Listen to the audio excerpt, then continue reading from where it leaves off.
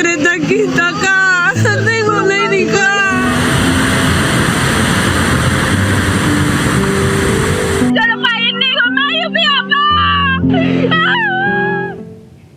Pemirsa, puluhan warga korban banjir bandang di kawasan Batu Busua, Kecamatan Pau, Kota Padang, nekat turun ke sungai untuk mengalihkan arus batang Kuranji secara manual. Langkah berbahaya ini terpaksa mereka lakukan karena tak ada bantuan alat berat yang diterjunkan ke lokasi.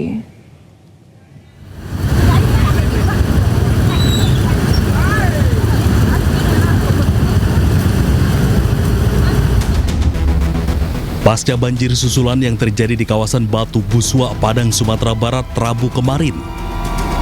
Satu-satunya akses jalan menuju permukiman ambles diterjang luapan sungai Batang Kuranji dan tak lagi bisa dilalui kendaraan.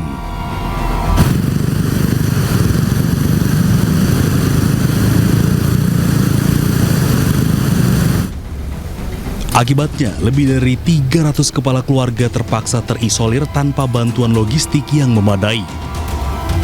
Banjir bandang yang menerjang wilayah ini juga membentuk aliran sungai baru yang mengancam putus totalnya akses jalan menuju permukiman warga.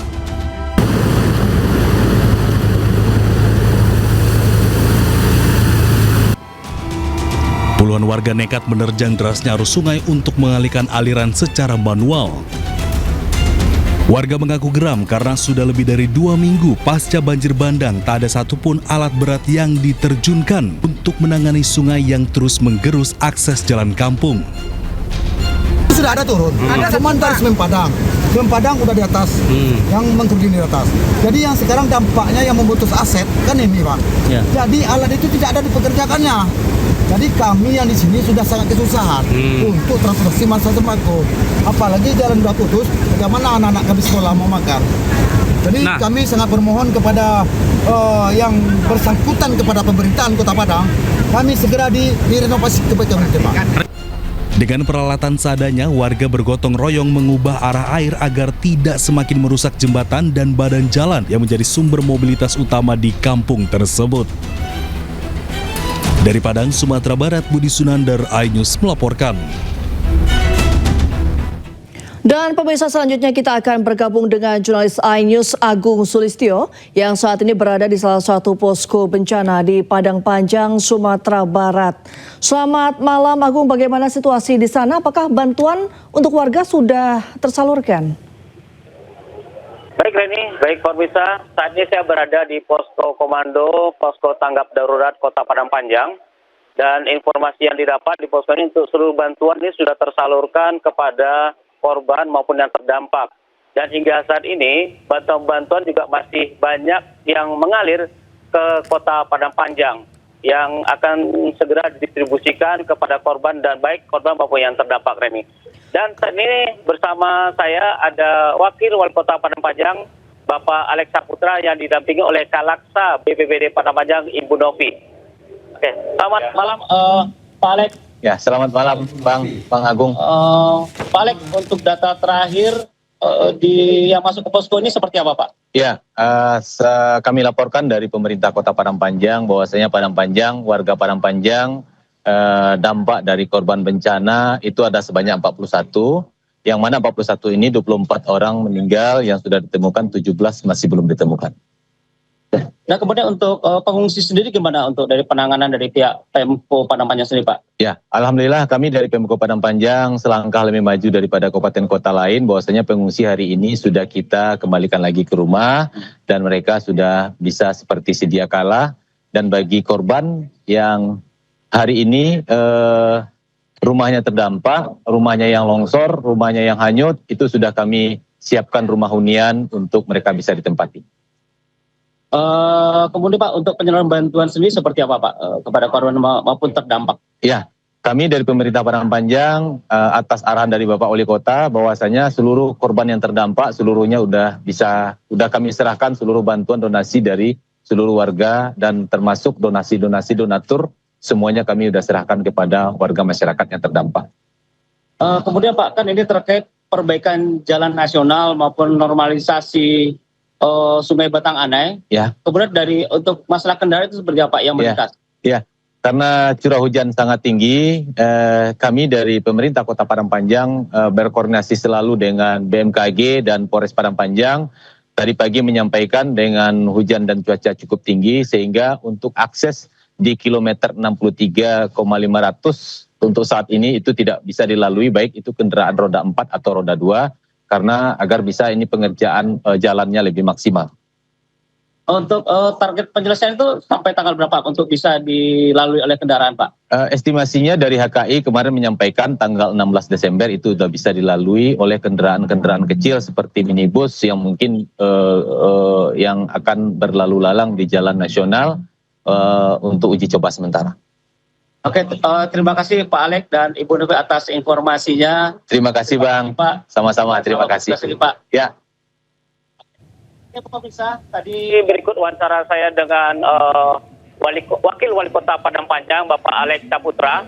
Dan sekali lagi diinformasikan juga pemirsa, BMKG sendiri juga akan melakukan rekayasa cuaca untuk agar memperlancar pekerjaan perbaikan jalan lintas yang di daerah Lembah dan proyek normalisasi Sungai Batang Anai. Karena saat ini petugas tim gabungan SAR, baik itu pekerja proyek, saat ini mereka harus bekerja dengan waktu karena cuaca yang bisa berubah secara tiba-tiba di kawasan Lembah Anai ini. Sehingga menjadi kendala petugas untuk melakukan pencarian maupun pelaksanaan proyek yang sedang terlaksana, yang ditargetkan tanggal 16 nanti ini sudah bisa dilalui oleh kendaraan roda 4 maupun roda 2. Demikian, Reni. Baik, terima kasih Agung Sulistyo dan juga Bapak Alex, Wakil Wali Kota Padang Panjang. Selamat malam dan salam sehat selalu. Pemirsa, petugas kepolisian memastikan keselamatan warga saat menyeberangi jembatan darurat di Sungai Aek Garoga, Tapanuli Selatan, Sumatera Utara. Petugas juga membantu membawa barang warga, bahkan menggendong anak-anak melintasi jembatan.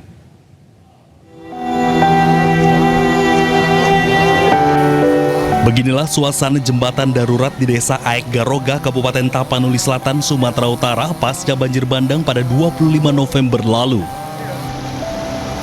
Akses jalan penghubung Tapanuli Selatan dan Tapanuli Tengah, Sumatera Utara terputus pasca diterjang banjir bandang.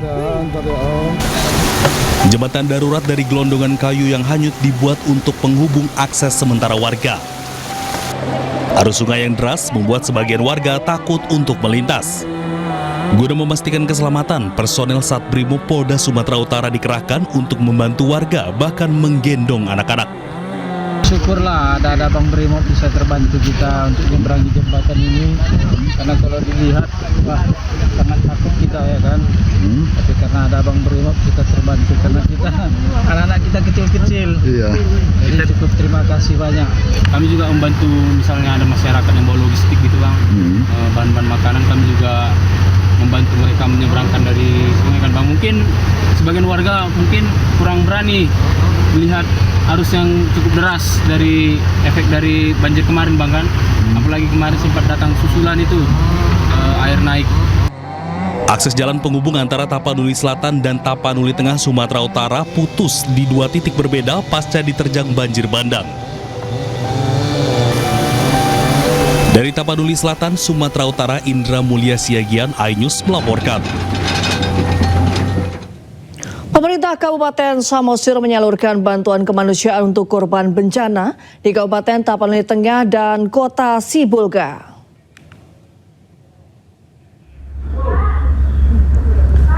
Pelepasan bantuan sembako dilepaskan oleh Bupati Samosir, Vandiko Timotius Gultom, dari rumah dinas Bupati.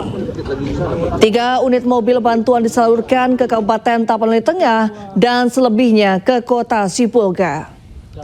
Bantuan yang dikirim kepada warga bencana alam yaitu kebutuhan bahan sembako, obat-obatan, pakaian, beserta selimut. Pemerintah Samosir turut prihatin atas bencana alam yang dialami oleh warga Kabupaten Tapanuli Tengah dan Kota Sibolga.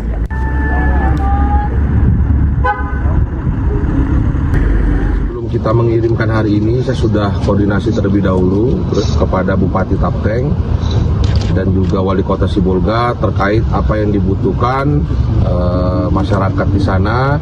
Antara lain yang kita berangkatkan hari ini adalah sembako, ya, baik itu beras, kemudian ada susu juga, kemudian ada roti, ada juga karena disampaikan diperlukan air bersih di sana, dan juga ada pakaian yang kita kirimkan pada kali ini. Pemirsa, ruas jalan lintas tengah Sumatera di Dusun Bulu Puayung, Desa Luat Lombang, Sipirok mengalami kerusakan fatal. Akibat banjir bandang, jalan nasional lintas tengah Sumatera ini mengakibatkan sejumlah kendaraan berat dan truk terjatuh karena licin dan berlumpur.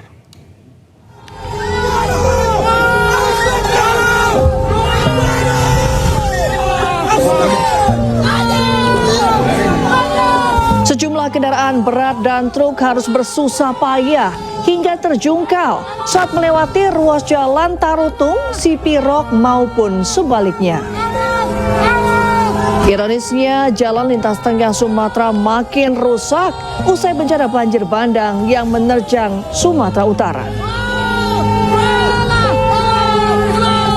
Jalan rusak yang sudah menahun selalu memakan korban dari truk dan mobil yang mengalami kerusakan akibat terjungkal.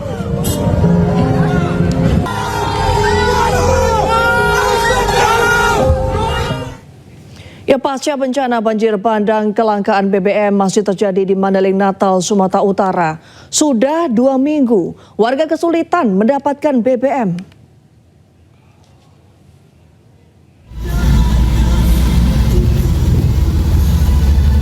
Antrian kendaraan panjang lebih dari 5 km di beberapa SPBU di Mandailing Natal, Sumatera Utara. Meski dalam kondisi hujan, pemilik kendaraan rela menunggu demi mendapatkan BBM. Sejak banjir bandang melanda Sumatera, krisis BBM masih terus terjadi. Dalam 1 minggu terakhir, seluruh SPBU di Mandailing Natal bahkan tidak menerima pasokan dari Pertamina. Warga berharap pemerintah segera mengatasi krisis BBM agar roda perekonomian tidak terhambat.